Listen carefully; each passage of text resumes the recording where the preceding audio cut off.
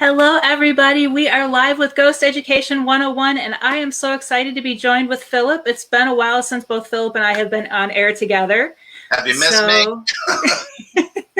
I need to pull up comments so I can start seeing the comments too. Oh, I'm afraid. Don't do that. No, but thank you everybody for joining us. Feel free to comment with any questions you have. We are here today to talk about paranormal paperwork and everything that you must have to cross your T's and dot your I's when it comes to paranormal investigating. And then also, if you have any other related questions to the paranormal, feel free to ask. We're always happy to answer those. So I see a couple of you guys already joining us. So let's get started. Philip, if you want to talk a little bit more about what you're going to present today. Sure. Paperwork, how fun is that? It's not fun at all. But paperwork is essential, necessary, very important, can get you out of trouble, can keep you out of trouble.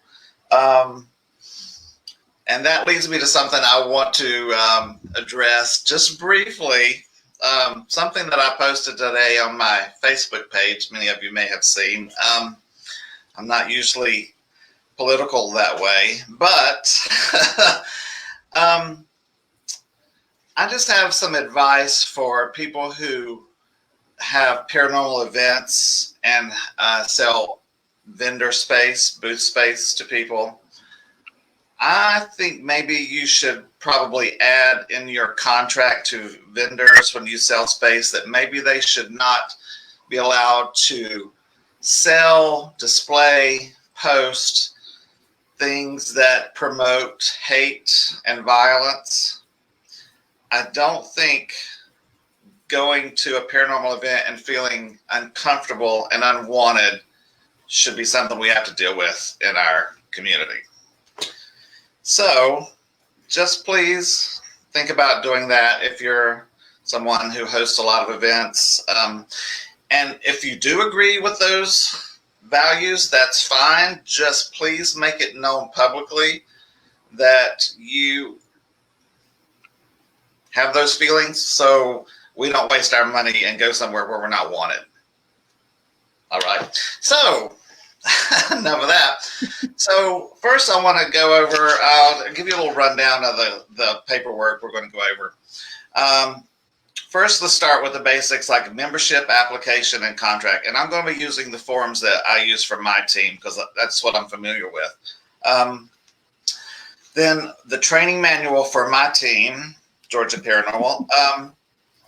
It's a big manual. It's just, I'll go through it quickly so you can get an idea of what a team manual looks like, should look like. Then investigator liability waiver.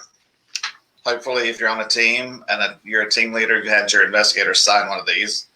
Then we'll go over the client questionnaire that we email the clients. And an off-site investigation form, which can be very important if you're not familiar with what that is. Evidence release form, a permission to investigate form, baseline reading forms. Then we have a mini individual report that each of our investigators turn in to the lead investigator. Then I'll show you just kind of what a generic final report that goes to the client looks like. All right, now, bear with me while I share the screen. Where is it? Share screen. Window. We up? Yep, we're up. All right, so team application and contract. I mean, this is pretty self-explanatory. This application constitutes a contract. Paranormal Georgia will be referred to as GPI. The word you refers to the applicant and volunteer. The word we refers to Georgia Paranormal Investigations. All right, just your basic stuff. Some of these questions people may think, well, why do you need to know that? Well, maybe we don't need to know all those, but this one, like you have children, are you able to obtain a babysitter for 2 or 3 days or for overnight investigations? Because, you know, if you're not, then maybe you don't need to be on a paranormal team. Are you able to travel with or without your spouse? I mean, some people are so codependent they can't leave their spouse at home. I mean, we really, do you want that on your team?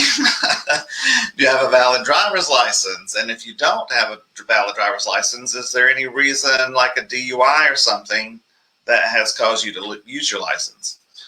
Reliable transportation. We go out of state sometimes. Are you willing to travel? Consume alcoholic beverages. I mean, we all usually do, but we have rules that you can't drink prior to an investigation. We usually meet for dinner before an investigation. No drinking. Do you smoke? This could be if you want to, if you're at an overnight investigation and you have a hotel, you can help pair up team members to rooms, smoker rooms, that kind of thing. Do you use any kind of narcotics? Well, people do. And, that's a big liability to a team if one of your members shows up and they're cracked out and they destroy a client's property. So not all people are going to admit this, but at least it's on here, so it has you covered that they didn't answer it truthfully. Are you on any medications? I mean, some of that's very personal, but are you on any medications that if something happens to you at an investigation, we know what's wrong and what to do for you? So that's kind of why that one's there. What do you like about being, what are you interested in? Reviewing evidence, working with clients, blah, blah, blah. That's pretty self-explanatory. And, we go over experience. Do you have any experience? Some people are brand new and they don't have any experience, and that's fine because, we can teach people. They just have to be willing to learn. More things. Have you been with any other groups? Because sometimes people have been with other groups that you're familiar with, and they may have learned bad habits that you don't like, and you'll have to retrain them. And sometimes they're so ingrained that it's not worth the trouble of trying to retrain them. We're not going to go into that anymore. So contract, are you willing to do what we ask of you? All materials that are gathered during an investigation belong to the team. They aren't to be shared by you individually, because that protects your client. It's the property of GPI, and you can also agree to a criminal background check. We reserve the right to change membership, blah, blah, blah. Do you agree to the following? These are just basic, standard questions that you'd like to know about the people that you're sitting in the dark with, that you want to have your back in case something terrifying happens. Have you been treated for manic depression, schizophrenia, hallucinations, personality disorders, blah, blah, blah, that on and on. And some may have, and be upfront about it. A lot of people can get past things, and things can, be better. So, but it's good to know that if there's a background in any of these things, in case you're wondering, is our team member getting possessed by a spirit in the house, or are they having a schizophrenic attack? Failure to disclose may result in termination. If you find out later, like, yes, this person is a meth head and they've been, they have alcohol problem and are currently untreated, that covers you to get rid of the person on your team. So, just after that, you've agreed to all terms in the contract and the application that it's true. We have all our members sign this, and it's we have a witness, which is usually me or Aaron. But are there any questions about this form, which is, some people may say it's a little invasive, but when you are responsible for taking people into someone's home, you better know who it is you're taking into their home. So, yeah. Do you have any questions about that one? No questions yet, but I do have something that I want to add to that. When you were talking about like health conditions, not everybody wants to admit something that they have it, as far as like medications they're on or something like that. And one thing that we're going to start implementing, it's called a 911 envelope, where each team member writes the medications they're on, allergies to medications, any other allergies, and any other health conditions that 911 needs to know about.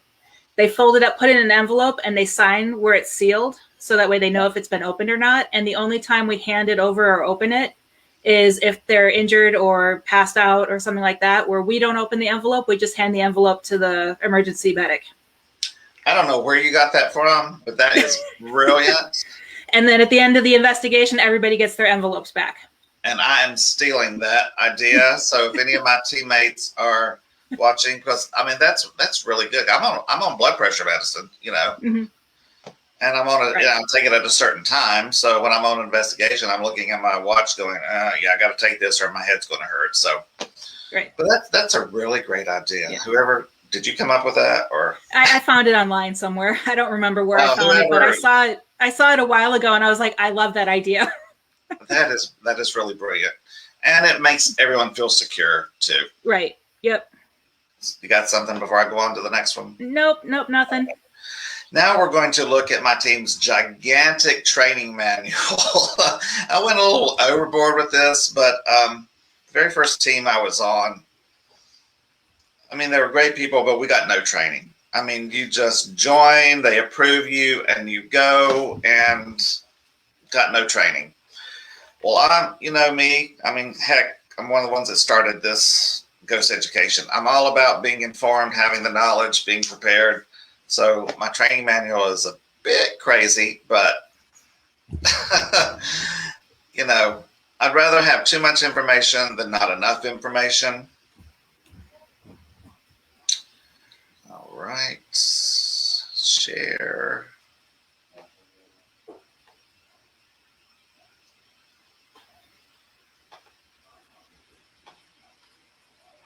There we go. There we go. Okay.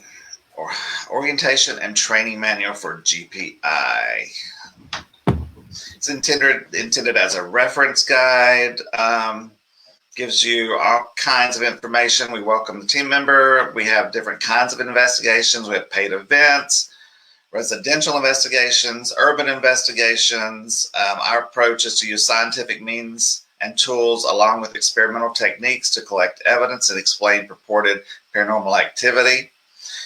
It is important to scrutinize and carefully evaluate all evidence with an analytical eye to ensure integrity and confidence of any evidence we deem paranormal in nature. This basically lays out what we as a team believe and what our mission is, which I think is important. So when you're on a team, you know what they are, who they're about, and what's expected of you. We remain skeptical in our approach to maintain high standard and reassure ourselves and clients that we have exhausted all possible explanations for the events that are occurring. So we're not going in and saying, yep, you got a demon in here. This just goes, we sign waivers. All evidence collected is considered property of GPI. Some of the things that was in the application, who are our members. We have a training program. We just had all day Sunday. All the members met, and we had an all-day training program learning all the equipment. I think it's very important that everyone on the team knows how to unpack, set up the DVR and cameras, how to unpack them safely, how to repack them safely. You can't always have the same person doing the same things at every investigation. It's not fair. I think everyone has to, I'm not one, we don't really have, this one's our researcher, this one's our investigator, this one does this. Everyone has to know how to do everything. This is some of the things in our training program, how to conduct EVP sessions. We did that. People have to know how to extract and identify EVPs. I mean, this is just some kind of basic things that people should know, but if you don't write it down, some people can say, well, it wasn't in there. Have definitions, so everyone's on the same page as far as what wording that we use. And you could, and our teammates can always refer back to this as like, oh, I don't know what they're talking about. What's intelligent and what's active? Oh, it's in my handbook. They don't have to reach far to get the information. Orbs, I go over physical evidence. Why do people think some events are paranormal? Talk about how the human brain perceives different things. Even got pareidolia in here, pareidolia, however you want to say it. What types of places can be haunted? Code of conduct, very important for team members. Show respect for team members, clients, even the spirits. You don't go in screaming and shouting at the spirits. Honor private property. Any member knowingly causing any damage to any venue or property is, instantly booted out. Always conduct yourself in a professional manner. No weapons, no knives, firearms, tasers, nothing like that.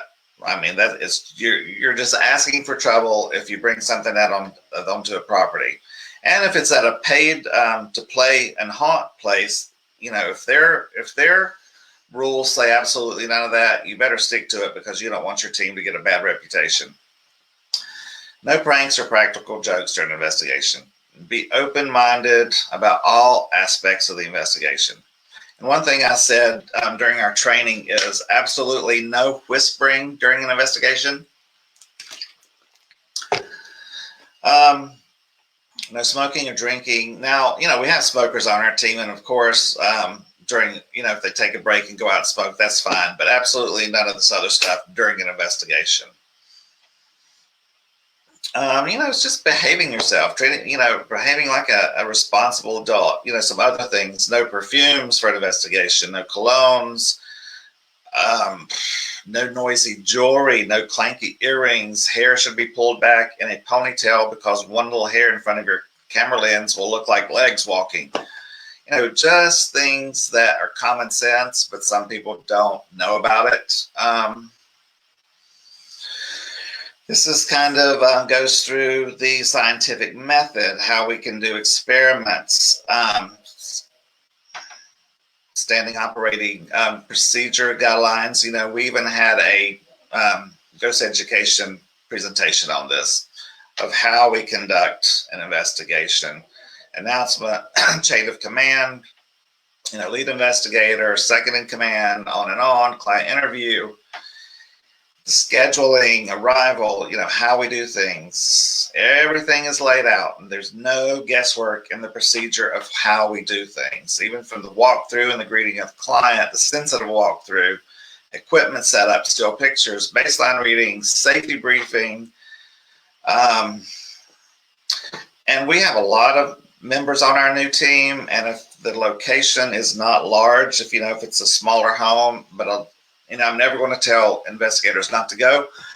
Excuse me, but we will break up into two teams. And Team A will investigate half the night, and Team B the other half. But, you've heard me say I like the client to always come back for the second half of the investigation. This goes over, everything you need to know about what it is to be an investigator. EMF, what's EMF? Detection protocols of EMF. Walk the entire investigation location according to baselines and normal. I mean, this just goes over basically everything you need to know that's expected at an investigation.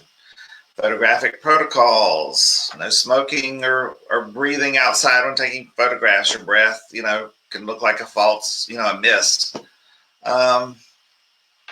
This is just good basic information for anybody in the paranormal field. Clean your lenses. Removed all dust and fingerprints from your camera lenses before, when you're setting up the cameras. Always wipe those down. Classifications of EVPs. So this is our training manual. Something about how we handle psychics and mediums on our team. There's strict protocols for that. There's no going up to the client and telling them any information that they're picking up. That is all written down and given to the lead investigator to review. I even have a section on protection, different ways that you can protect yourself, depending on your faith or whatever it is you believe in. You know, what happens if you should get attacked or have an emergency or freak out investigation. Protocol for that. Reassure the entity that you mean no harm. Banish the entity only if you feel you have to. Some of these things may seem far out there, but it's information just to have in your back pocket. Things to say when you're leaving an investigation: don't follow me home. I'm sure everyone, we should all be doing that, but even though it still happens. And this I got from our presentation with our police friend who did the ethical investigator. I added this to our training manual, condensed it, but I mean, these were just absolutely wonderful things that you should have just be standard in any of your teammates. Then a little bit about, there are lots of different personalities on a paranormal team. Not everyone would be friends otherwise, but you have to remember why you're there. You're there for one reason, and that is for the client. Always remember why we are here: to serve the client. So after my teammates have read this, they have to sign off that they have actually read it. So that's a little bit about my Bible training manual that people are thinking, oh my God, I'd never be on that team if I got to read all that junk. We do have one question. It's somewhat related. Basically, Jody wants to know if she has trouble with team members not posting or participating on her pages and leaving it to others. Do you have any suggestions on what to do? You need to set, you have to participate in at least 50% of investigations. We know everybody has lives, children's jobs. You can't go to everyone. You need to lay those things out. If we send you an email, that requires an acknowledgement. You must respond that you have read the email and you got it. Even if it's a yes, I got it. It's kind of, you got to take control and lay down the law. You can't expect people to just not do something and keep getting away with it because they're getting away with it. You will have to say, if you want to be on this team, you need to participate. You need to post. You need to acknowledge things. I'm at the age where, you join this knowing what's expected. And if you can't do what's expected, there's somebody in line waiting that would like to do this. Right. And we're happy to let you go. I don't know what, you can be as nice as you want, but, nice doesn't always get you to the end result. I don't mean to be ugly, but I'm sure. And that's also a way to weed out people who are in it just for, like Larry commented last time we were live, it was the, I can't remember the name, but Paranormal Tourist. You're able to weed out the ones that are just in it for the fun of it versus the ones who are really in it to either research or help the clients. Absolutely. The cream of the crop will shine through at the beginning. That's the way it is, because people are here because they want to be here and they want to participate. And the ones that don't post, don't comment, don't respond to emails, those are the ones you keep a list of. And after you have spoken to them and say, I notice you don't comment, you don't respond to emails. Is there a reason? Are you really not interested in doing this? Because if you're not, we don't need you here. We have too many people, too much liability, too much responsibility to have tag-alongs. Mm-hmm. So, does that answer it in such a nice way? Yeah, I think it does. And she said that she's done all those things and she's just thinking she's going to have to use them as an example now. Absolutely. And if it's your team and you're the leader, do it, hon. Because you want that reputation of having a successful, professional, respected team. You want people to look at them and go, wow, I may not agree with all their, evidence and stuff like that, but man, they're professional. Mm-hmm. Yep. They may post 1,000 dust orbs, and think they're demons, but they handle themselves professionally. They follow protocol. They follow protocol and they have all their documents signed. Okay. Anybody else? And I'll go on to the next Nope, one. that's it so far. Okay. They're being quiet today. Well, this is not like a thrilling topic, so I get it. But I thought it's important that we go over it, especially for Ghost Ed. Mm-hmm. Okay, liability waiver. Well, the thing too is not everybody realizes. I know Robert posted earlier that he's talked to several teams about how they need to have groups, and they just say they don't need them, or how groups that need to have paperwork, and they say they don't need the paperwork. Well, there's going to come a time you will need it, or wish you had it. For example, I will tell you. You've heard me say about the case that ended us in court as witnesses for the children that were being abused. We had her sign an evidence release form. She signed, can show anything we want, do what we want with it. So we handed it over to Child Protective Services. We were covered. She had signed it. Mm-hmm. So if she hadn't signed it and we had did it, it could be a different ball game. I could be in jail. So there's reasons we do these things. Yep. Okie dokie. Let me go to this. All right. Now here's one that you have your teammates sign to be on the team before they even go anywhere with you. This application in its entirety constitutes a contract here and after that Georgia Paranormal Investigations may be referred to as GPI, blah, blah, blah.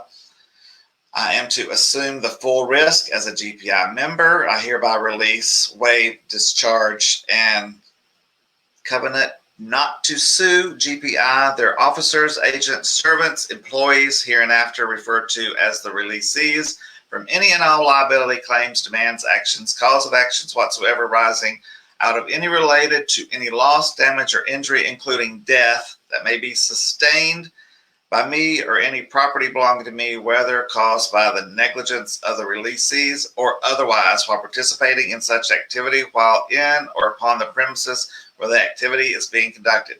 Basically what this thing is saying, if they fall down, break their necks, they're in a wheelchair for the rest of life, they can't sue you. They cannot sue the team. They cannot sue the founders of the team. And you want to be covered, you know. And this is what this form does. This is a legal document. It's my express intent that this waiver of liability holds harmless agreement shall bind all the members of my family and my spouse. It doesn't just include the team member, but anyone in their family or their spouse can't sue you for damages that the teammate sustains, because some of that they may have brought upon themselves by not following the rules. So this is just a very, very important document to have your teammates sign if you are the leader and the founder and the responsible person of that team. End of story. You sign this or you don't go with us. So I don't know if every team out there has their members sign this, but if you don't, you're asking for trouble. I mean, any questions on that? I mean, that's yeah. There's a couple, but before I mention that, I know someone had also commented, Jody had said that she has a liability form for 16 and 17-year-olds that go on tours. And we're actually hosting an event on Friday, and we made every person coming to the event sign a liability form that says they're not going to hold us, the venue, or anyone else. And this is to participate in my team, but there are event liability forms. You know, those are separate. I mean, that you know, that's if we have an event. I have those forms. But we just haven't had any events where, you know, but it's, I mean, I've been like in St. Augustine when I investigated this certain building, I had to sign a waiver too, you know. I mean, if I got possessed or killed or anything, it wasn't the building's fault, you know. Right. You got to expect people to cover their butts. Yeah. So where'd you get the language for the waiver, and do you have insurance? We don't have insurance because we really can't afford it, but with this document, it pretty much covers me and my co-founder that, they are taking the risk. This is a legal document that I got from someone else, and I just took out their team information and put our team name in. So it was written legally, if that makes sense. But, the wording is the wording. That doesn't change. It's just who the wording belongs to, GPI or, exploration, paranormal, Right. But insurance, no. I've got my own personal insurance, but we just can't afford. I can't afford. We'd have to have members pay dues. That may be something we do in the future. But right now with COVID, we're just not super busy. We've got some fun things lined up. So, if the world ever gets back to normal, I'm going to say when it gets back to normal, and the calls start raging in, maybe that's something we'll revisit then. Mm-hmm. Okay. And would it matter that the typical team is not a legal entity? No, I don't think you don't have to be a legal entity. They could still sue you if you're not an entity because you led them into this situation. I mean, I said, I'm the team leader. We have an investigation on Saturday night, 8:00. Be there. They could say that because I told them to be there, I'm responsible. So I'm not an attorney, but I don't think you have to be a legal LLC, blah, blah, blah. Anybody can sue you. Mm-hmm. Yeah. Okay, and then that's it for questions so far. Okay, isn't this fun? Maybe I should, wait a minute, here's a little something fun. Everybody say hello to Paul. If anybody sees him move during this, let me know, or if they see this light up. I will tell you that during our training on Sunday, 3 separate of my teammates saw a male entity in my house. Ooh. Just saying. And I did get an EVP the other week during my water scrying. Okay, so let's go on to the client questionnaire. Now you talk about invasive. This is where it gets invasive, but it's to your protection.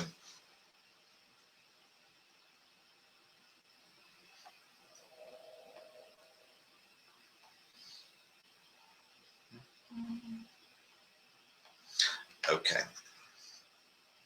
Is it up? All right, here is the questionnaire that we send to clients when they contact us and want an investigation. Actually, on our website, under Contact Us, you can click a link and it will take you directly to this form. If a client wants to go ahead and get to work on it, they can, and they hit submit, and it goes directly to our team email. It just saves a lot of time for us having to email it. But once we've gotten that in, then we contact the client and set up a virtual meeting to discuss the client interview form, because you want to ask some of these things and watch them and watch their body language and things while you're interviewing them and asking them these questions. And so some important things. Have you contacted any other paranormal investigative teams about what's going on? This is very important because you'll have paranormal junkies that may have had 3 teams in their house, and now they just want that excitement and that activity. Well, that's happened before to a team I was on. They found out she had 2 other teams in the house, and you don't know what that team may have done. Did they have a Ouija board? Did they do stupid, silly things? So you want to know, and if they have, depending on the circumstance, we probably wouldn't go and do an investigation unless that team did a really bad job.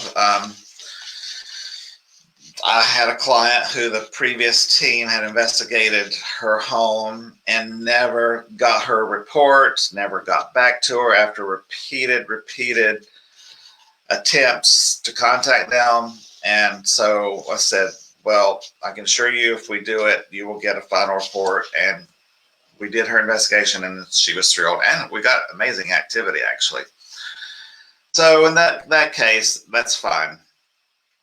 You want to know how many people live at the location. List the occupants' names, ages, and occupations. All right, why do we want to know ages? What if there's pubescent teenagers in the house and you have things flying off the shelves? Could it be a poltergeist related to the teenagers? There's reasons that we ask these things. How long have you lived at the site? Are there any pets? What kind of pets? Not just to know if the pet's reacting to the activity, but I prefer if pets be removed from a location. I don't want to be responsible for the cat sneaking out while I'm going out to get batteries out of the car, or that kind of thing.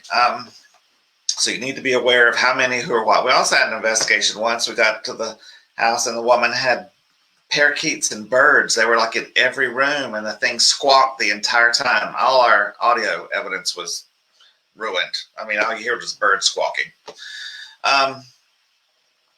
Do all occupants that are in the home agree on what is happening? And if they don't, explain why. We've had cases where two people in the house see all the activity and the other person doesn't see any activity. And you want to wonder, well, why is that? So, it's good to know if everyone's agreeing on the activity. These are important, and the client needs to understand why we need to know these. But are you on any prescribed medications? If so, list them. So we can look up side effects. If some of the side effects could be similar to paranormal activity, hallucinations, shadows, nausea, etc.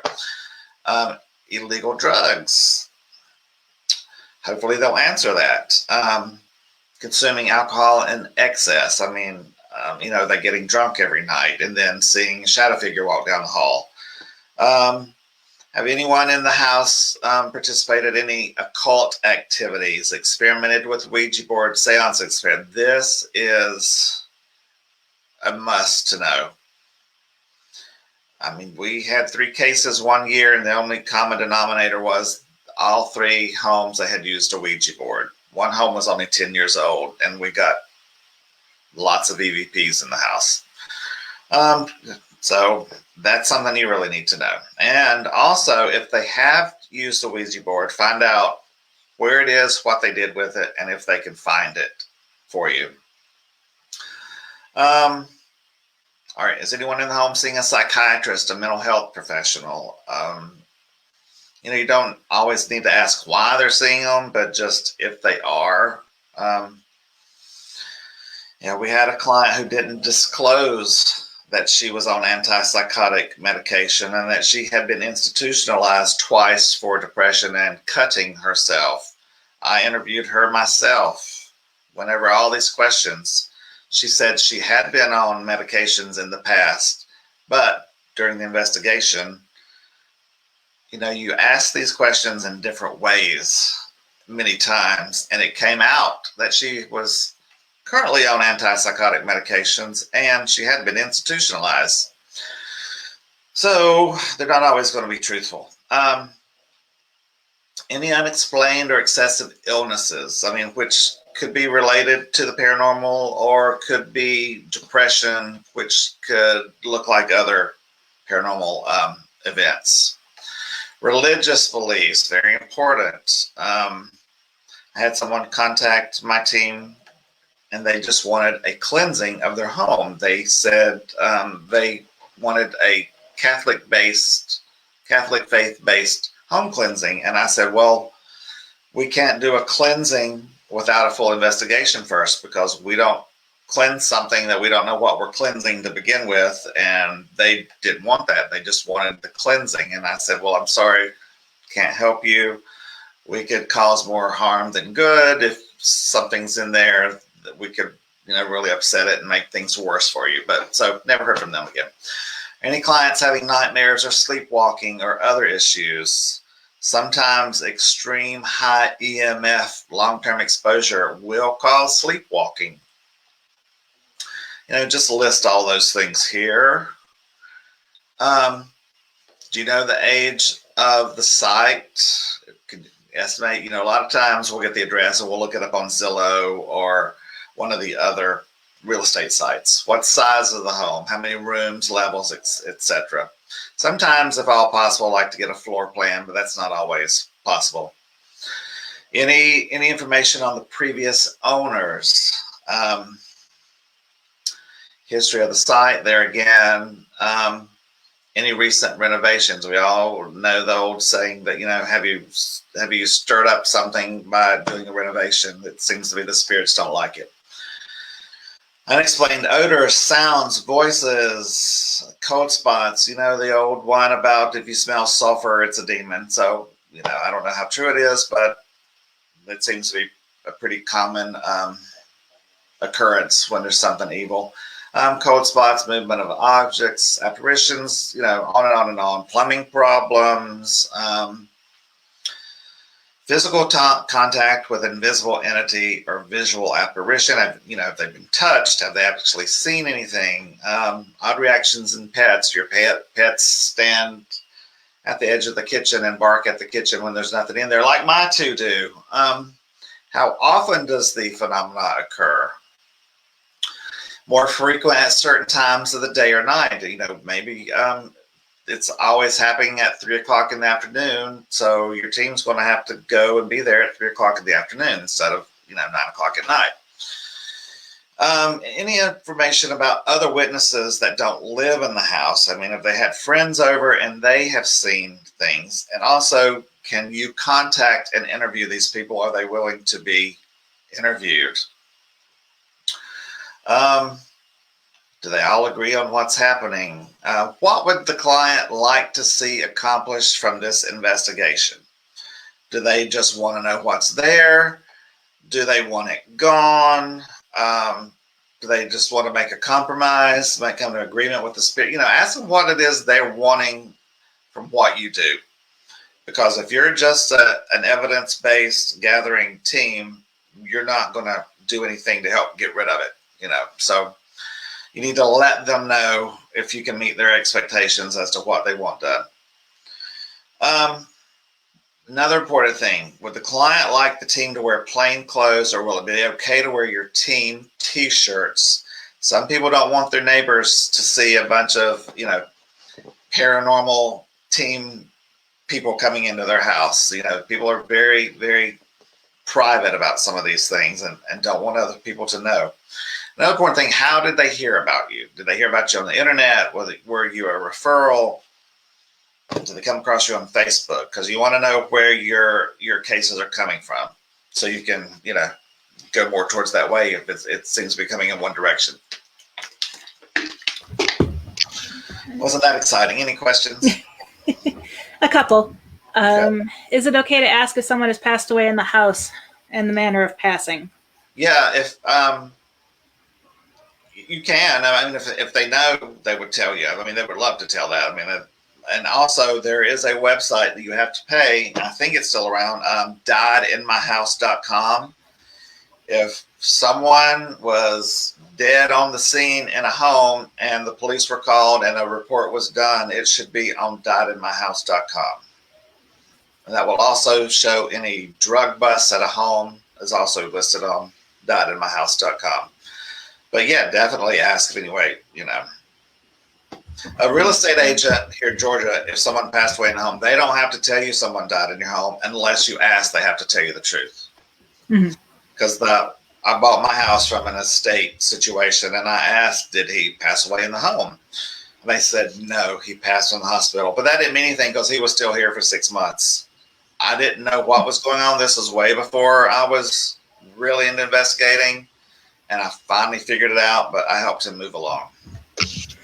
Okay, and then here's a point that Anita's made that I think is really good that you should include too, that you need to include a clause where the client cannot bring any outsiders in to watch. Yeah, we usually talk about that in the in-person interview, but that's a really good point. I mean, I've had one case last year where the lady's husband had committed suicide in front of her, and she had his sister come for the investigation, which that was okay. She was, you know, a family member, but just, oh my gosh, ghost hunters are coming to my house. Y'all come over. No. Absolutely not. Turn it into a drinking party. I mean, we really want you to leave after the walkthrough and you sign the documents. We need the house to ourselves. We need to see if when you come back, if it changes. Yeah, but that's a very good point. Thank you for bringing that up. Oh, and because she said she had a woman who was having people bid to come watch the investigation. Well, I would have bid that cancellation right away to that. I mean, what is she wanting? Is she wanting a sideshow? Is she wanting a party and entertainment situation, or is she really scared? It doesn't sound like she was afraid. So afraid that she called a paranormal team. I think she was viewing it as more entertainment. Yeah, well, and that's thanks to the shows. We're not here to entertain anybody. So no, that's terrible. It's clever of her trying to make a little extra cash, but I'd been furious if I found that out. Yeah, she said she canceled it. Good for you. Okay, and to what degree do you allow the client to be present while you investigate? Well, like I said, I prefer that everyone in the house leaves after the walkthrough and they sign the disclosure, the next forms. Sometimes they don't, but we ask, because they're going to whisper to each other. They're going to talk. They're going to get up, get a glass of water, blah, blah, blah, So it's really best if you just get them out of the house and explain to them why. You explain to them we have very sensitive equipment that you being here could affect your cell phones if you suddenly get on your phone. Just try to encourage them to leave. But we usually set a time like from start an investigation at like 8 and finish around 1. We like them to come in like the last hour and a half of the investigation and repeat a EVP session with the exact same questions. We have a standard list of EVP questions. We like to have them ask the EVP questions. So we like to see if the energy changes or the evidence changes with their presence in the location, as opposed to when we were in the house alone. Because that can also tell you, is it the person haunted or is it the house that's haunted? And if they're there the whole time, you can't really say, you don't know. Right. Yep, and that's it for questions so far. I know it's so hard. People, they're curious. They want to stay. They want to watch you. But it is so hard to do what you need to do and say what you need to say to your teammates with an audience of amateurs. I mean, we all know that because we're going to say things, we know what we're talking about, but we don't want to have to start saying, well, we're doing this because of blah, blah, blah, but we need to get it done. So that's why I want your butt out of the house. Yeah. We had a client who stayed with us, which was fine because she was quiet most of the time, but it made me self-conscious the whole time. Absolutely. It was like, why wasn't she, it was one of those things where I get people don't want to always leave their home because it's their home. Sure. But it just really kind of set a weird tone for the investigation. Yeah. And here comes in where, having a really professional, respected team and reputation comes. It's like they don't hesitate to leave you in their house alone. I mean, we've literally had before clients say, well, when you leave, just lock the door, just turn the lock, it'll lock, blah, blah, make sure the lights are off. I mean, that's fantastic. I mean, right. A lot of times you actually want them to be there though for part of the investigation, but some of them are like, no, we're out here, do your thing. And that confidence in you really is nice. That's nice that they feel that way. Right. All right, let's go on to off-site investigation. All right, where am I going here? I took my contacts out. Hold on a minute. Okay. That's why I have my reading glasses on the top of my head. Well, I would, but one arm of my reading glasses broke off, so that's not very attractive on live.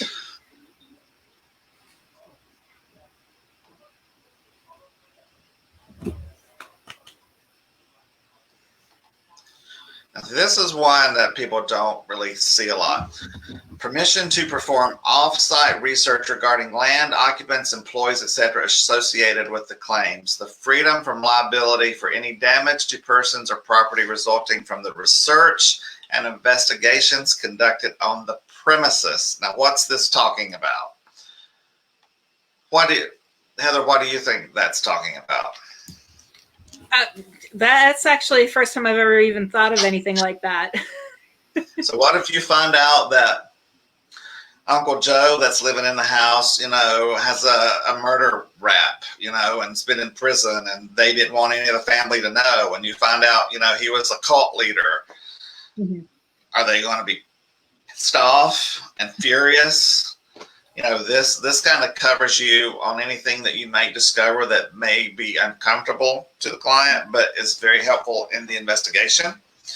So, yeah, that's something that people don't see a lot, that form, but I think it's important. Mm-hmm.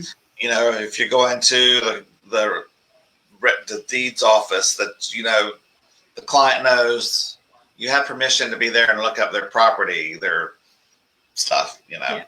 And instead of them hearing, I heard you were down at the courthouse looking at my deed, blah, blah, blah. You're like, yeah, remember you signed this form. Right. So it's just cover yourself. Don't leave it open. Don't even put yourself out there to be questioned. Sign the form. And if they don't want you to, then there you have it. You won't get in trouble, not to do it. Mm-hmm. But, sometimes you'll find out something that's like, holy cow, they went up the river for 3 years for, something, and they didn't want everybody to know. So that's what that form's about, basically. Any questions on that one? No, they're quiet tonight. You guys need to start asking questions. Because I talk so much. We're here to help. I hope there are a few that are finding this, helpful. There's a couple who've commented it's really good, and I've had a couple individually message me saying that they're enjoying it. Okay, I'm glad we have 4 people watching. Client release form. Where to go? There we go. And if anybody wants these templates, I can eventually send them to you if you give me some time. But if you've got Word, you could change out where we have GPI. You could change out, your stuff. Yeah, and people are starting to comment that it's really helpful. Definitely helpful. I love to be helpful. Oh, slap happy. Okay.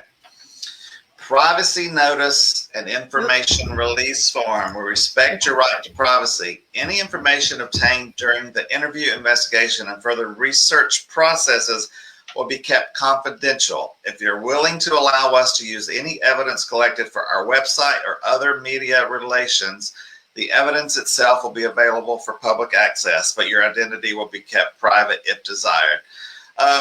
We all had to post on Facebook, so here's going to let you know exactly what you can post. So you give them these 3 options. We may not release any information to the public. So nothing you do at that investigation. And this can actually, I know I've heard of the pay to hunt places. Some venues will not let you release any information, any evidence that you get, which I think is really odd if you're paying to go investigate a place, that you can't share publicly what you got. But that's option number 1. Number 2, we may use any evidence collected at our discretion, provided any information that might identify the location or clients is kept private. I understand by selecting this option, I'm allowing the investigative team to post pictures, audio, video, or descriptions of events, etc. they have taken, or any evidence collected, provided clients are not pictured or named, and the location is named only in terms of general area, like, North Georgia, South Georgia, that kind of thing, and no specific street. This is what most clients are willing to do right here, and that's a lot of what from our when I was with the Mystery Center. This is what most of your clients are going to check off as number 2, and to tell them why. Tell them it's important. You need to share what you got and what's going on, and because you also want to share your other data that I'm going to show you about forms later. And the other one is the investigators or team may release all information regarding the case for public. Now that nobody's going to sign that, because they're not. That would literally give you the freedom to say, well, Mary Jones at 22 Main Street has a haunted house, so they're not going to sign that one. But, the option's there. You might have a crazy one that will sign it. So, but also make sure you witness your client signing this document. And I'll usually go home, scan them, and email them a copy of the documents, or I'll take two, give them one, and keep one. Just have them sign two. Just depends how it works out that night. Mm-hmm. There are a couple questions that did pop up, and people are asking actually how they want your templates. They said. Okay. I don't know how soon I can get them to you because I am so tired from this weekend. I had all-day training on Sunday, which I loved, and then Monday morning I was in a class for work most of the day. And yeah, I'm old. Okay. Okay. So, is there a waiver or form that covers sharing evidence on social media or TV? Yeah, that said, any social media or media, yeah, that one covers it. Stephanie is on my team. I think that came in before you shared that one, or we're finished sharing that one. And then Anita just wants to know copies available of the questionnaire because she uses one similar but doesn't have that last one on it. The client questionnaire, and just clarify which one she's talking about for me. Yeah, I'm not sure. Anita, if you comment, let us know. Because if it's the client questionnaire that we have the clients fill out, she can go on my Georgia Paranormal Investigations website and it's on there. Okay. I don't know if you can copy it from there, but it's on there. If not, I can send her the Word file. Hold on 1 minute. My dog's misbehaving. Hey. Yeah. Behave. I would suggest when you have time, because a lot of people have said they want the templates. I don't know if there's a way that we can post them on our Ghost Edge page or not. They're $49.99 a set. No, I'm just kidding. Yeah, I'll figure it out, but I've got a few things I have to make another graphic for you. I've got to make a graphic for myself. And I have some work I need you to do too, so I'm going to keep you busy. Anita said that the one about the off-site investigation. Oh, okay. I can't even remember where I originally got that, but I thought, well, that's pretty brilliant because you could run into some information that could be touchy if you start spreading it around. It's like, oh, did you know your grandpa was a moonshiner and got arrested? Yeah. Okay. Any others? Nope, we're caught up. Okay.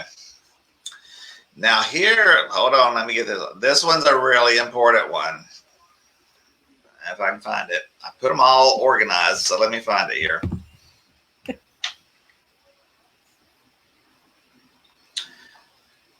Here it comes. These are loading up pretty fast on my computer. Yeah, it's a little slow on my end, but that's mostly because I don't see it and I forget to hit to share screen on my end. Okay. So it's not me. Partially, because now I'm not seeing anything. Oh, now. Okay. Now it's you. Oh, there we go. All right.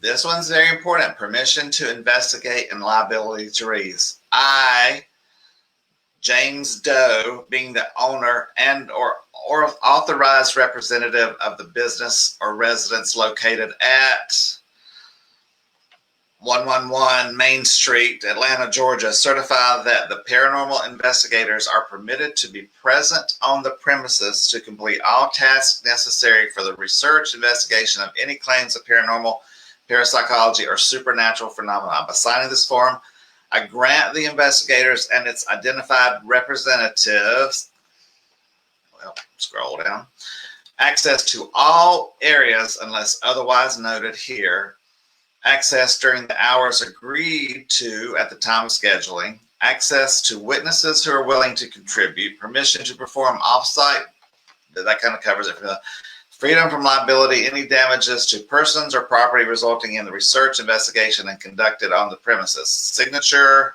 and witness. Going back up here, they have the authorized, they are the owner. We had a situation one time where the woman was a renter of the house. and it was a registered historical location. But we said, does the homeowner know that you have called a paranormal team into this location? And she said, well, he knows it's a historical location. I was like, well, that's not answering the question. So, what do? You're there, you've driven an hour and a half. This is not my team, the situation. This was another team. I've been on, yeah, I'm not going to say, but this should have been handled prior to us going to this location. See what I'm saying? We investigated it anyway, but I wasn't in charge. If I'd been in charge, that would have been signed prior to us going, because this woman did not have permission from the owner of the property.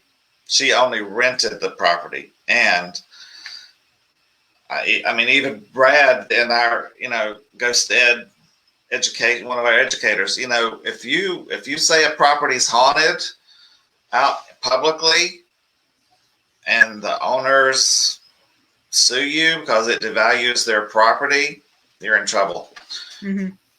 I will tell you, there was a lot of residual EVPs in this house, but it was the Union soldiers occupied the house for like 2 days during the Civil War, and it got some really strange residual EVPs that I had to research to figure out what they meant. But make sure the property you're investigating, whoever had you come there, has the authority to have you there. Yep. Can I make that any plainer? Nope. Because I was when you were going through the waiver, I wrote a note. I'm like, I need to, because that was one thing that Larry had mentioned last time when he was on.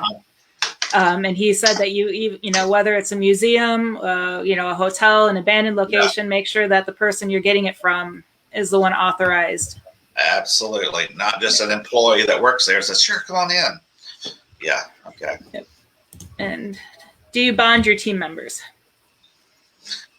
No, they sign enough forms, as you can see, that if something happens, I'm covered. And they have to agree to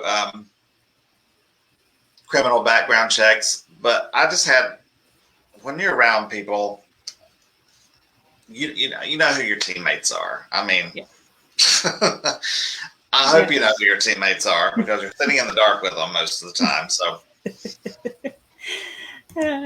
And then one suggestion is that Jim said that he has renters have landlord approval signed as part of the permission form. Yes, absolutely. Like this client of ours who was a renter of this home should have asked the homeowner, because she had said to us, no, he probably wouldn't be happy if he knew about this. And I'm like, oh, we should not be here. Yeah. We should not be here. But it wasn't my team. I wasn't the leader. What do you do?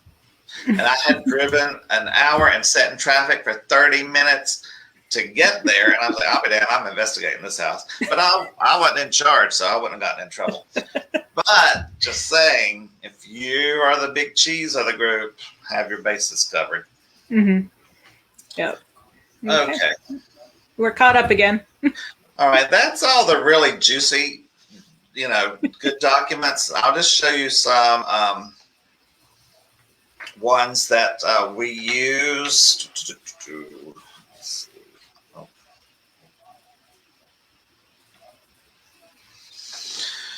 All right, like Sunday, I had all the team over, and we did a baseline reading class of my house and the forms that we use, so everyone could see how to fill out the forms. Now, in a PDF, the form doesn't look the same as it does in a Word document, so it looks a little strange. I just noticed, so you can still read it though. Just bear with me. All right, on-site investigation, baseline readings and notes. You put this on a clipboard. You've got the client name and date of investigation. You list, this is for DVRs. You can list your camera, what our cameras are numbered, what room it's in, like I said, if you have a large team and you split the team up into team A and team B for the evening, you can list who's on what team. Also, we always do our geologic conditions.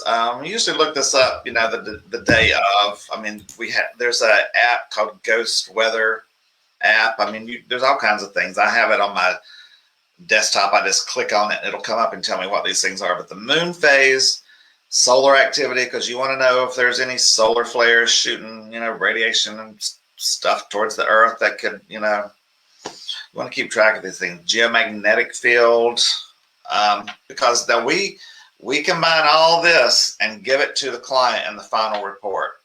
Seismic activity, the geology. So then you go to baselines for the EMF, what room it is, like the living room. Then we usually do an average. We'll put what the highest reading was, what the lowest was, and do an average, and the temperature of the room. Oop, where'd it go?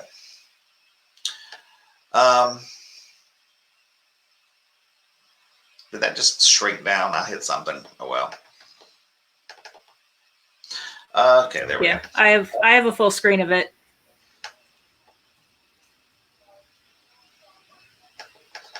Well, now it's not moving. Hold on. You broke it. Here, we're going to stop sharing. Okay.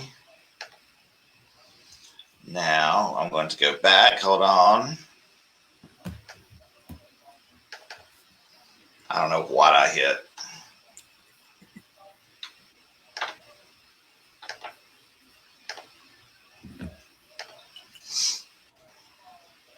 Only one glitch so far. That's not bad. Okay. Oh, there we go. We do EMF hotspots, like appliances. I sleep with a big giant fan next to my bed because I've mentioned I have this ringing in my ear that's horrendous when you're trying to go to sleep. So ask your clients, when you walk into my bedroom and you see this big fan, do you sleep with that on? Are you, and then check the EMF of that. Or do you have a space heater next to your bed? Does your client sleep with that on? Turn it on, check the EMF. Because, if they're getting prolonged exposure to an EMF while they sleep, and then they're saying, oh my gosh, I woke up in the middle of the night and I saw, a shadow person at the end of my bed. You kind of want to have that information. So, write these things down. Carbon monoxide levels. This is very important. Turn on the CO2 meter outside the home. Wait 2 minutes before you take it into the home so it can calibrate and get what the ambient carbon monoxide levels are. Also know what levels of carbon monoxide can do and cause, and what the safe levels of carbon monoxide are. I have them on a sheet because they're pretty scary when they get up there. And if you're in a house and you go into a room and you see this ridiculously scary, unhealthy carbon monoxide level, you need to pack your stuff up and leave. You don't need to be in there. So know what the levels are, because if you just write down what it reads and you don't know that, well, this reading is unsafe, and I wouldn't stay in an unsafe environment. I also debunking. We have that on there. If the claim does this cabinet door in the kitchen, fling open all the time? Well, if you jump up and down on the floor by the refrigerator, the cabinet flies open. Just that kind of note. This is a place for making those notes. The ambient radiation level. I have a radiation meter. We use that. Also, the barometric pressure inside the location. We want to take note of that, because we will watch the radiation detector and barometric pressure meter through the night for any changes. Usually put a camera on there.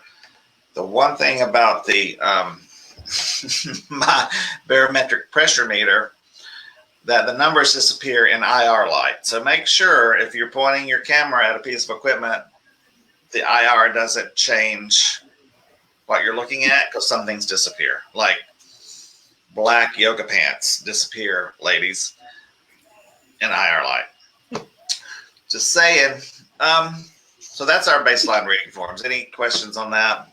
Nope, nothing yet. That's pretty benign, basic. Next are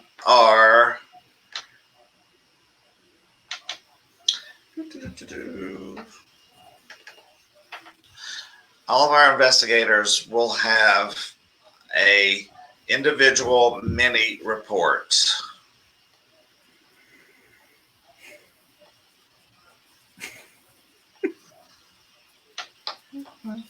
And it looks like this. All right, every team member at the investigation will fill this out.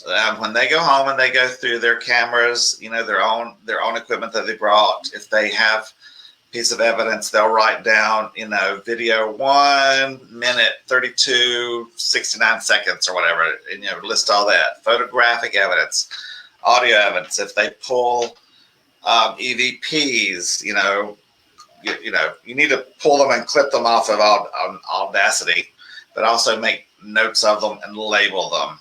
Any personal experience, I got a pressure in my head in the child's room next to the bed. I felt not, any of those kind of things, and any additional comments. But that's the form, and then they will email and send that to me, and then I will look at everybody's to help compile the final report. Now, our sensitive and walkthrough procedure is, I prefer that the sensitives and mediums on the team not know the reported activity that the client's claiming. I mean, I just think if they know, it's priming them to look for certain things, and our minds can go crazy and grabbing at things. So when anyone on our team that has abilities, they're not allowed to say what they're picking up or getting out loud. They have to write it all down and hand it to me or the lead investigator. Don't tell it to each other. The sensitive walkthrough in the beginning of the location, that's immediately given to the lead investigator to look at to see if additional equipment wants to be placed in those locations. But at the end of the night, any other things that they've gathered, I need to look and compare to the evidence collected and what the client has seen. And that will go on the final report, not so much as factual evidence, but as in a personal experience, unless it directly is validated by something the client says or something that the evidence produces. But I will show you the final report. It's actually 4 pages, but I'll just kind of all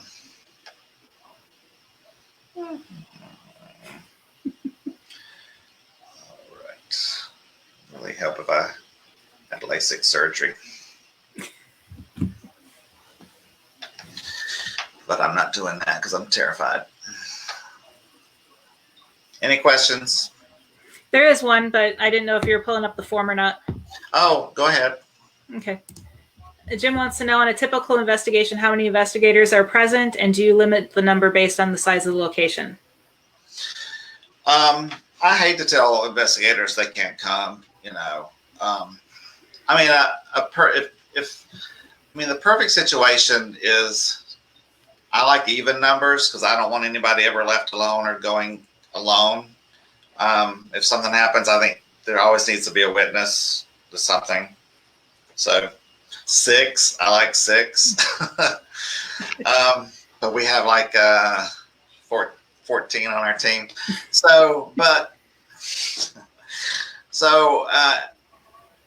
Like you'll do team A and team B if everybody wants to go. I mean, I hate to say, nah, I'm sorry, you joined this team, but you can't go on an investigation. I just don't think that's right. So if they're willing to know they're only going to investigate for like 2.5 hours, but yet they're going to participate in putting the equipment up, packing the equipment, and doing all the work, then that's fine. Mm-hmm. You know? I mean, that's the way I feel about it. Right. And I can't really answer that question because my team, there's just three of us, my husband, my son, and myself. And when we do like residentials, my son's not 18, so he doesn't go. But he does go on all of our other investigations that are not a private residence. Yeah. So. And everyone brings their own energy into an environment. So it can be interesting how the different people's different energies can make the environment shift. So if that makes sense. It does. Yeah. Yeah. But I mean, if it's like a 2-bedroom apartment, I mean, it's like, nah, we don't need 11 people going. I mean, it's just, we can't, and that's just common sense, Okay, final report. Let me pull this up here.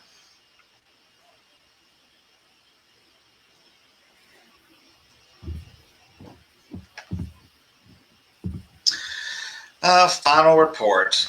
This is kind of self-explanatory. It's you list all the team members that were present, all the equipment you used. The clients want to know what was used in the house. I'm not going to go through all these forms because it's pretty much common sense. You'll list all the equipment you used, what procedures you did. We did. I send along definitions and paranormal glossary of terms, EVP classifications, and I'll say, and then you can either email them all this information, but it's best to do a sit down face to face. Well, now mostly it's on Zoom, and go over the evidence and discuss it with them. Because if they hear an EVP, I'm dead. I mean, that's going to freak you out. That knowing that came from your house. So you need to say, well, there are people that will argue that EVPs are rogue radio waves that coming in from outer space. So, which they're not, but so it's kind of common sense, but it's tell your client when you go when to expect the final report. Mm-hmm. I mean, because you explain to them, we have a DVR system. That's however many cameras times how many hours you were there, and it has to be looked at, and usually looked at again. And all the audio, how many investigators brought their digital recorders. So just let them know, and you can keep them updated. I mean, if it's 4 weeks out and you haven't gotten it ready, say, look, it's in the process. We have gotten some interesting things. We haven't gotten some, like, we got a good client out of that one who the team never got her report to her. I mean, she was so grateful, and I stay in contact with her. I had a message from her aunt on the other side that I had to contact her about, and said, your aunt has a message for you. So, once you want, and on the bottom of the consultation, it says, once you receive this consultation, our relationship is not over. We are always here for you for anything in the future that may come up relating to, your paranormal needs. You can always contact us. It's not the end when you get this report. Right. So, what time is it? Oh, we did pretty good. Yeah. But that's the. I mean, I've got other forms if y'all want to see them, but I know how much y'all love them. But that's the main ones. The main ones that everyone should be having, getting signed, using, covering their butts with, in my opinion. Yep. No questions? Nope, no questions. Oh my God, they're so boring. Come on, Actually, just something you made me think of. It has nothing to do with forms, but talking about Yeah. reviewing evidence. Yeah. The one thing is just be realistic, like you said about your time. Because when I review, like video evidence, for example, I review it 3 or 4 times. Because Yeah. I do it the first time where you just watch it. The second time, I just listen to the audio, so I close my eyes. The third time, I turn the audio off and just Yeah. watch. And then I watch it a fourth time to see if there's anything I missed. I was going through some old files. I was trying to get stuff off my computer, putting it on an external hard drive, and this investigation from like 2 years ago, I was like, oh, I'm going to listen to look at this stuff again. Oh my God, I found an EVP that I totally missed like 2 years ago. That was really cool. I mean, because you Right. get so tired. Mm-hmm. Yeah, it's a repetitive job, but Yeah, it's worth it. it is. And I'm like, oh my God, that was so, I mean, it wasn't, I mean, the house had burnt down in the meantime, so I didn't need to send it to him. But long story, the house was messed up, but so was the homeowner. But yeah, it is tedious if you do it correctly. Yep. And it's listening multiple times. I like the technique of, I think I'm not sure what our standard EVP questions are, like 14. I mean, I can read them off to you since we've got time. But I tell a team, all right, turn your recorders on. State the case. This is the Smith case, July 2nd, 1922. Whatever the date is, and EVP session in the living room. We do these questions. Turn your recorder off. We go into another room, do the same thing, and that way you've got it in sections. Now we all know EVPs can be called anytime during the night, usually while you're having normal conversation. But as more of a standardized EVP question and answer sessions, when you do it that way, when all your teammates have got the same questions, the same the reviewing's a little easier. Now the rest of it, you're on your own to review. I mean, because we do get a lot of EVPs in the background while we're just doing tedious normal things. Mm-hmm. But I like to put some type of format and standardization to it by doing it that way. And then there's a couple weird control questions like, where's Elvis? That kind of thing, and see Right. if you get some rogue response on the recorder, like, where's Elvis? It's a Model T, it's just like, what? That doesn't make any sense. So, but let me grab our questions. But yeah, we always have, we do the recorders on and off throughout the night, but then we have one recorder that stays on. Yeah. Just in case we pick up something in between. I mean, that's always a good idea, but my Lord, listening to all that is just. But there's things we'll catch that when you hear, okay, we're turning off the other recorders, and then all of a sudden EVPs start popping up. Well, I have my body cam on, so I have to listen to all that. Yeah. So there is audio going all the time, and 2 of our DVR cameras have audio. Mm-hmm. So. Well, I know these questions are in here somewhere. Oh, here's one of my.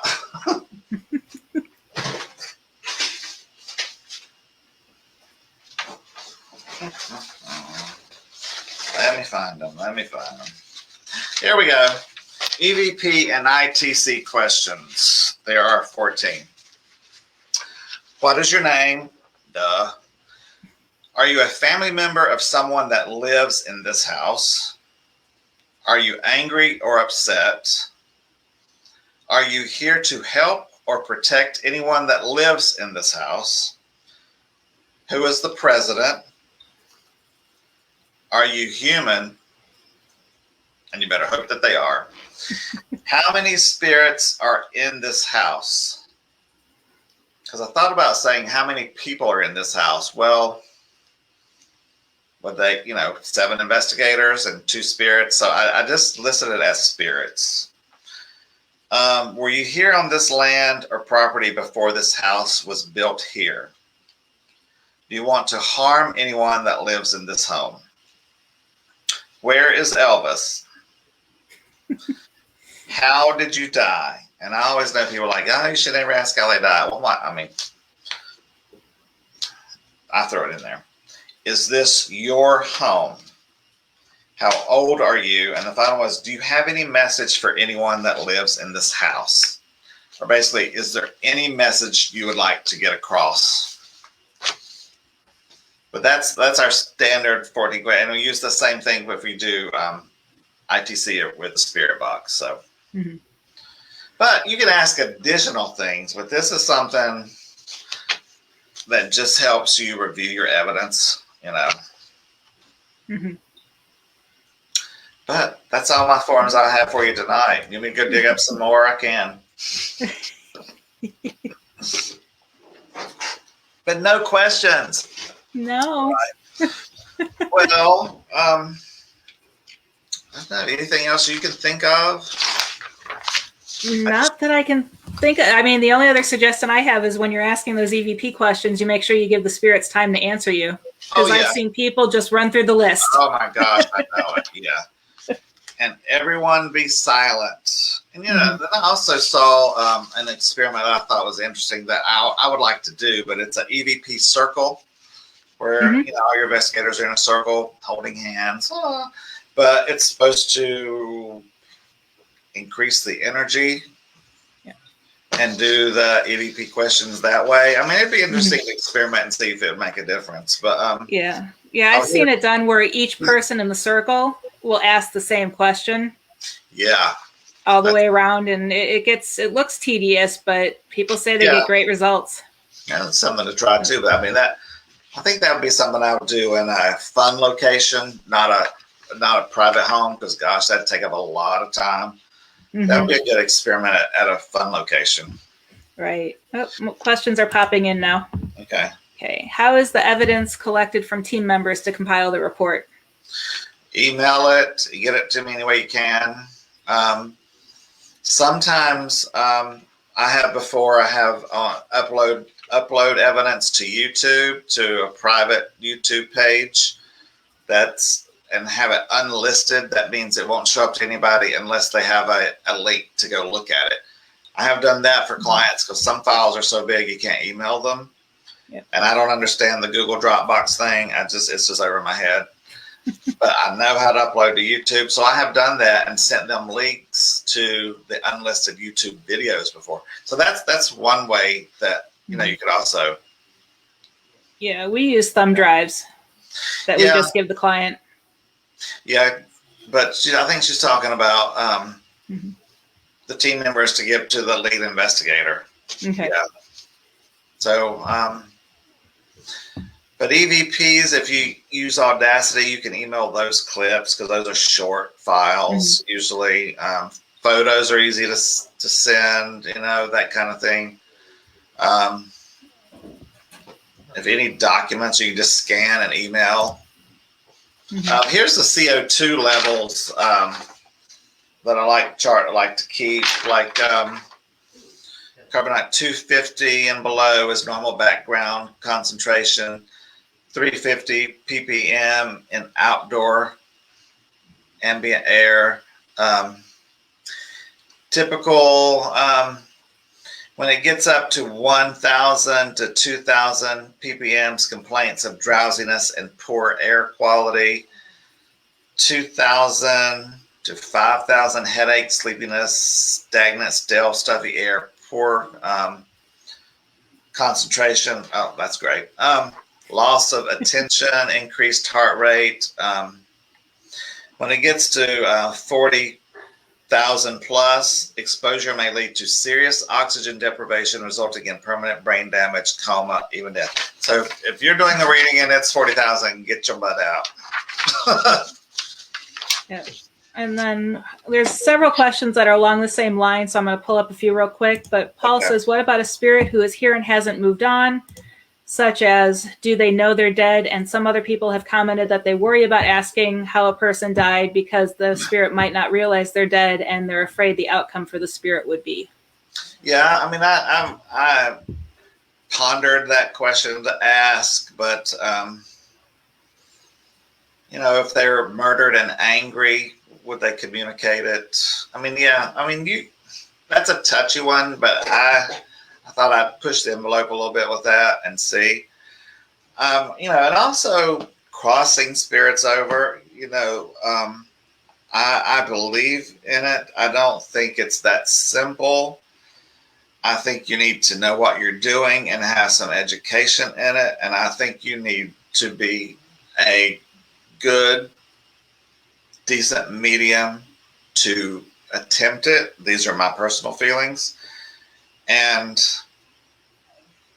should you do it at an investigation in someone's home without the homeowner's consent?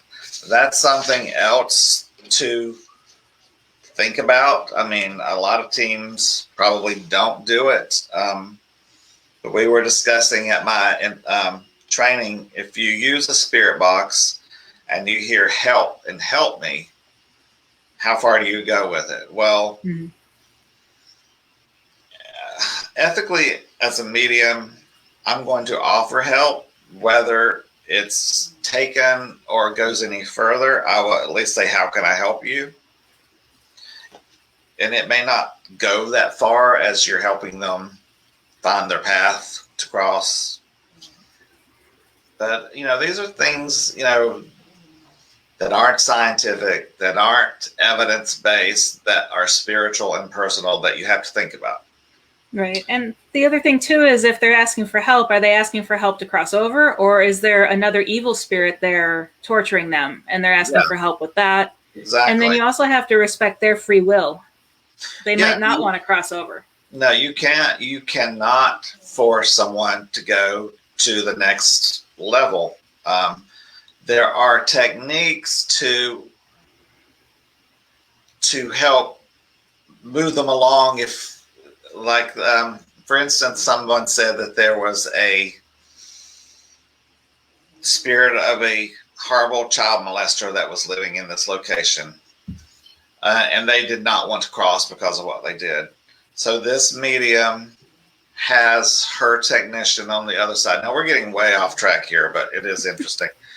Because there are angels, technicians, whatever you want to call them, on the other side that are there to help you connect people.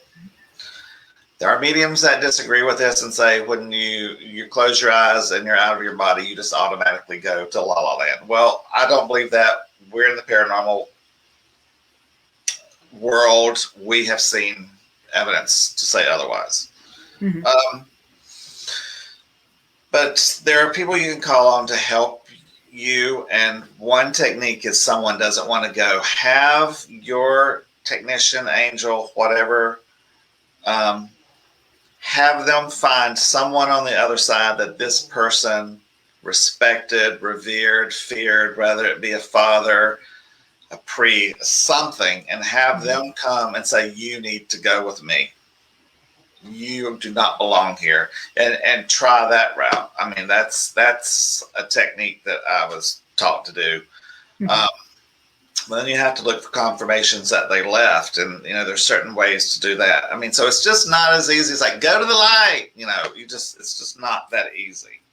Right. They have free will, and they may not go. Now, you may have to change the energetic flow of the house, like we do with the sage. Of course, after I talked to the Cherokee Tribal Council, I'm not using sage anymore. After they bit my head off, I'm going to use Palo Santos, and it smells better anyway. So, I mean, these are my personal beliefs and opinions. I mean, you can think I'm nuts and weirdo, but I don't care. I'm almost 56. I don't care what you think. But I mean, I've had experience in this. I know that it's happened, and I've been there when it's happened, and so how did we get on this topic? But anyway, you need to know, if your client thinks grandma's in the house and stuck, do you want us to help her go? I mean, is that something your team is offering? If it's not, tell the client, like, nah, we ain't helping grandma leave. But if you could possibly do it, you can say, if it's possible and we're able to, we will give it a try. But it's not guaranteed. Yeah. You never do guarantees in this field because you can't guarantee it. You can. We don't even know what it is half the time we're talking to. So Mm-hmm. how can you guarantee it? So, yeah. And just a couple comments that I want to address real quick. Greg, I'm curious to know if I really do have a doppelganger out there, because he says that he knows a lady that could be my doppelganger. So I've always been curious if there is. And then to make sure she's real. Right. And Stephanie says she loves my puppy. I know my dog wanted attention, so she was over here pulling at me. Oh. She wanted attention. The dog's cute. Yeah, mine's over here snoring, both of them. It's not quite bedtime here yet, so. Oh, that's right. Yeah, it's 10:30 here. Yeah. But this has been fun talking about this stuff. I know it's not glamorous paperwork, but do you see how important some of these things are? Yeah. There's so many crazy people out there that would love to sue you for something. And if you can protect yourself with the best way. And also documentation. If it's not written down and documented, it didn't happen. Yep. So that's what our guest said. What was that, 2 Yep. weeks ago? 2 weeks ago, yeah. Larry Lawson from Florida Bureau of Paranormal Investigations. Yeah. He said if it's not documented, it did not happen. And that is so true. And that's why I like, in investigations, I like people in pairs. Because if I levitate off the ground and nobody's there to see it and the camera's off, who's going to believe me? I want somebody to see it. Yeah, my thing is I have been on several investigations with other teams, and it's like when you go in groups or even pairs, the minute someone says, I've been touched or I feel a breeze, all of a sudden someone else does. Yeah. And it could be happening, but there's a lot of times where I'm like, I'm kind of like, I don't know. Exactly. Yeah. So that's why it's hard with personal experiences if it's not documented. Yep, exactly. Okay. And do you recommend wearing a body cam as a backup? I do. I mean, if you're a lead investigator, I think for your liability reasons, it's a good idea. But you need to make the client aware that you are wired with a camera, so they will always be recorded. So if there's, if they want to tell you something off camera, I mean, sure. But if they do, you don't want to be alone when they tell you. I don't think anybody should be alone with any client. I tell this story about the other team. One of the teammates, he went into a bedroom alone with a client, a female client, shut the door. He had all the best intentions. He was a psychologist and wanted to talk to her, but that is such a no-no. And that was the one who was on the antipsychotic medications. Luckily, I had a drop camera in there running with sound off, so nothing inappropriate happened. But if I hadn't had a camera and she had said, oh my gosh, he grabbed, my body parts, it's her word against his. But body camera. But I talked about this at our training the other day. When you shine one IR light into another IR light camera, you get a big old purple blotch. So be aware of where you're aiming your IR when you've got multiple cameras, because you'll get those bright flashes on your video. So you want to make sure you're not just standing stationary with one IR into another, or you're just going to have ruined video. And something I always do is stand in front of the cameras, the DVR cameras. So just always be aware where your cameras are so you don't stand in front of them. Yeah, and also with the body cam, though, it protects you. You have it running before you get to the client's house. You tell them when they open the door, I have a body camera running. Yeah. It protects you if anything happens. And then, because like I had said, we have an audio recorder running, but it's a little keychain audio recorder that I attach to my belt loop. And a recorder is not going to show any appropriate touch or flap or something fly off the shelf. Right. Because when we say intelligent hauntings, we mean intelligent. They're thinking. They can be cunning, conniving. I don't know if Erica's watching, but she's on my team. We had an investigation several years ago. Before we got the cameras up, she went upstairs to take something to one of the bedrooms, and it was the teenage daughter's bedroom. and she there was a big pile of clothes and stuff, and she had moved everything to the side and pulled the comforter up to make it smooth so we could place some equipment on it. And when we went back up to put the cameras in there, all that stuff had been moved back to where it was. We didn't do it. Right. But there was no camera there.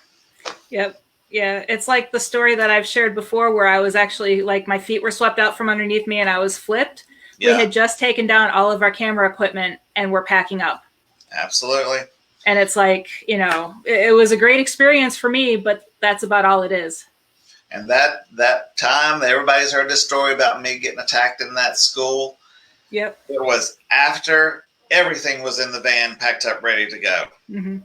If I'd had a body camera on, it would have caught the experience of it and the audio of it. Because there was just the witnesses. There was the one beside me that got thrown into the wall, and then the ones down the hall that saw it happen. But, there's no video of it. Right. So, yeah, in body cams, I think mine was like 130, 140 or something.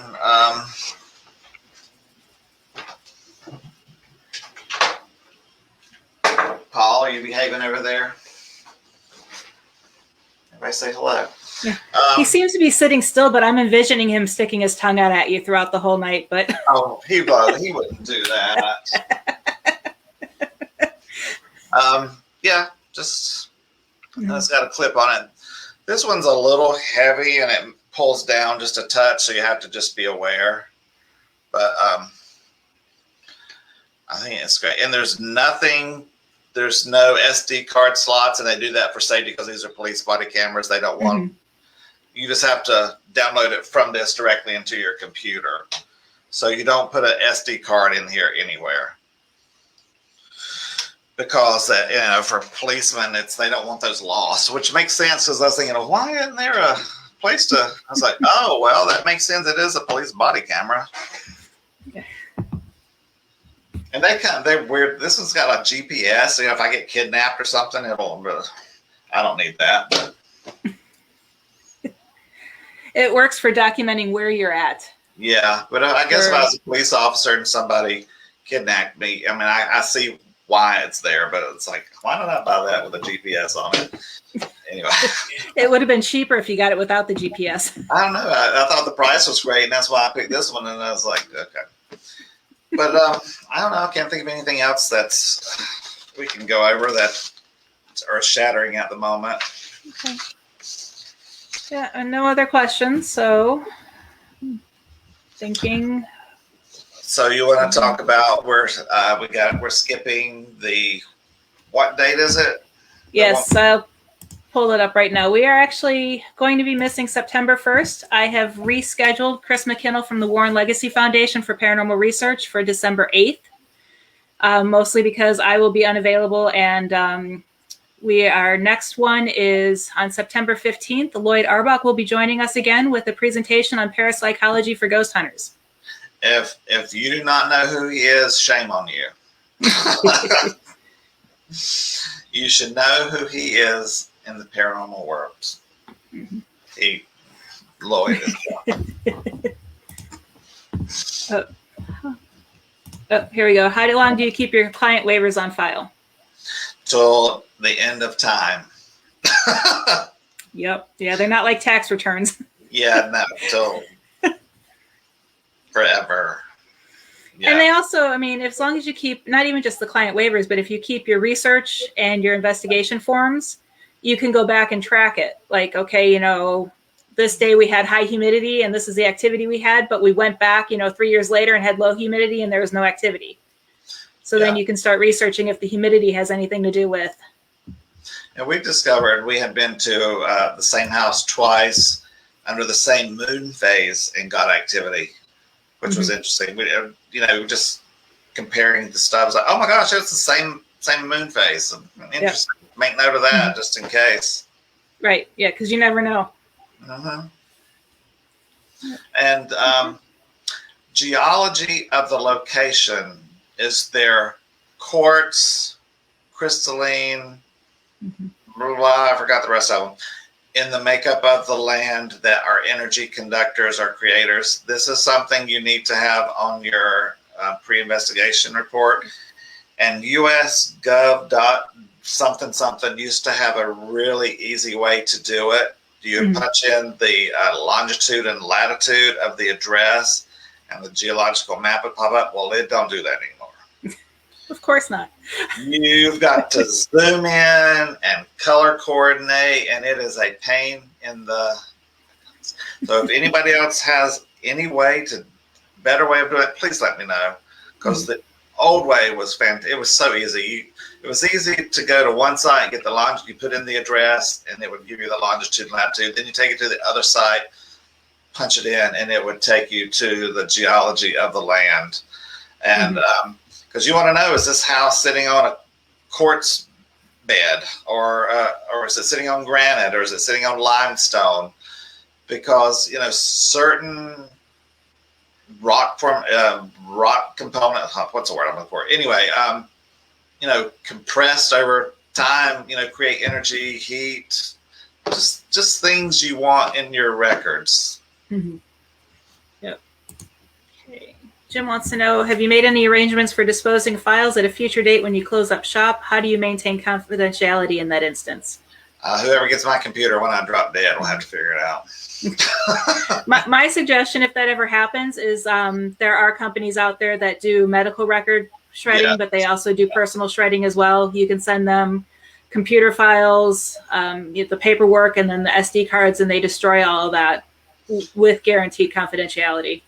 I mean, if you destroy your hard drive, it's pretty much taken care of. If you go out and take a hammer to it, I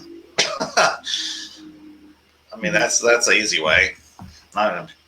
If you want to be cheap, I mean, I've done it to an old laptop, just hammered it to death. Yeah, and any paperwork you have, just shred it. Yeah, like my old tax records, instead of shredding them, I fill a big garbage can up full of water and Clorox and put it in there and leave it for a couple weeks, and it all dissolves. It's a cheap way to do it. And I pour the water out and it goes in the garbage. I just don't have time to run to a shredding place. Yeah. I think they come and pick it up. I got forms to fill out. I don't have time to do it. We got places to investigate. Yeah, exactly. All right. Well, give us a little rundown of our upcoming months for everybody. Give me a minute to pull all that up. I should know better. I should know better and have that all pulled up. But that's all right. We're just one big happy family here. I know our schedule has changed a little bit, so I need to go somewhere else because I haven't updated my my form. Okay, looks like we for a while. Okay, so what we have, because I have actually our schedule through the rest of the year completed. September 15th is Lloyd Arbach will be joining us, but for Parapsychology for Ghost Hunters. September, that one might have changed. September 29th, we're supposed to be talking about hosting paranormal events, but we might be changing that one. October 13th, we will be joined by Kenneth Holden, who's a regional or with part of the Warren Legacy Foundation with myself, and we're going to talk about spirits and psychic abilities. On October 27th, Kendall Lesota will be joining us, and we'll be talking about harnessing your gifts and Reiki. On November 10th, Robert Ricci, I'm sorry, Robert, if I tore apart your last name, he will be joining us, and I know he told me what the topic was, but I can't remember that off the top of my head. I'll have to look that up again. November 24th, because that is the Wednesday before Thanksgiving, we're just going to be rebroadcasting my non-tech tools presentation that we did last year. Which is really December 8th, we're going to have Chris McKinnell, who is the founder of the Warren Legacy Foundation for Paranormal Research. And then December 22nd is still to be announced, but it may be a presentation that I put together on conducting paranormal research. Yay. And then we have some amazing guests for next year. I've already rebooked. Like Larry Lawson will be back, who was here 2 weeks ago. Larry was talking about Ike Enzi out in Arizona. He'll be joining us live after the first of the year. I'm going to be getting James Longback, Bishop Longback. We've got to get Brandon Masulo back. Yes, he's on my list to get back, as Yeah. well as Sean Whittington. Reverend Sean Whittington will be joining us again, hopefully. I'm on his show sometime. Yeah, his shows And, are so much fun. I did it in January, and okay. it was a lot of fun. Yeah, I'm on his. I can't remember. It's on a Friday at like 6 or something. I can't remember what the date is, but I can let everybody know. I have no idea. I have no clue what we're going to talk about, but I'm sure I want to be asking demon questions. Right. No, because he has two shows. He has the one on Pun TV that is video, and then he has an actual radio show. Okay, I don't know which one with I'm no on. video. Yeah, I did the radio show with him back in January, and it was a lot of fun. Okay, we had no predetermined topic. We just started talking. Okay, well, I'm not very good at talking, so I don't know. Oh no, he'll get you talking. Trust me. I'm very quiet. Yeah. Yeah, no, he's really good, and I've known him for a while because he's helped me on a couple cases in the past with questions I've had about demons, and he's a great guy. I got his book, and he was so nice. He sent me some of the super salt, his black and his super salt mixture. But I wanted to ask him if I can put it in a salt shaker when I take it to a location. And I never even thought of that because he gave me his recipe so I could help make it. But then I ordered another copy of his book through his website, and he sent me holy water, a medallion, the salt, and some sage. He sent me like this whole kit with the book. It was really neat. Nice. Yeah. Yeah. He said I ordered it from Amazon, but he said if I had to order it from him, he'd send me some good. But he was kind enough and sent me some of his salt, which is really cool. Yep. No. He's a great guy. Actually, all of our guests that we've had so far have been great, and I'm looking forward to next year and what we're able to do here with them all. Yes. And, we'll hopefully get our other educators from Ghost Ed to participate more, because I know you're sick to death of seeing me. I can't imagine. But because we got some people that have some really good things to share. Yeah. Yep. Okay. Well, great. We're like right on time, pretty much, kind of. Yep. And I don't see any other questions come through outside of people saying this is awesome and to let people know how they can get your templates. I have not a clue. Because I'm going to need an email list, basically. Because I sent you everything. Yep. So what would be the best way? Because so I can send out one big, send it once. So I'll need everybody's who wants its email address. Yeah. I would say anybody who wants it to go to the Ghost Education 101 page. Let me pull that up in case you guys are not watching on our actual page. And send us just a private message with your email and saying that you want that. And then in a week or so, whenever you're ready to send it out, you could just blind copy everybody and send out just one email. Yeah, that would be good. And just be a little patient. I got a few things going on at the moment. But there's one thing I wanted to say, and I totally forgot because I'm at that age. But anyway, this was fun. I hope you did learn something. But it is important to keep records, have permission, and that's all I think of. Okay. All right. Well, remind everybody where they can find you. Oh, Lord, I'm everywhere. I mean, it should not be hard to find me. I mean, there's my name. I'm on Facebook. And please, if you would, go to GeorgiaParanormalInvestigations.com. Look at our website. It's a really nice website. We're really proud of it. Meet all our investigators, read their bios. We have some really great people, some really smart people. It's a really good group of people. And if any of you have any referrals, for Georgia, our area, we'd love to help. If somebody from somewhere else wants to know if there's anybody here that can help them, we're here. We're ready. My teams had their paranormal boot camp.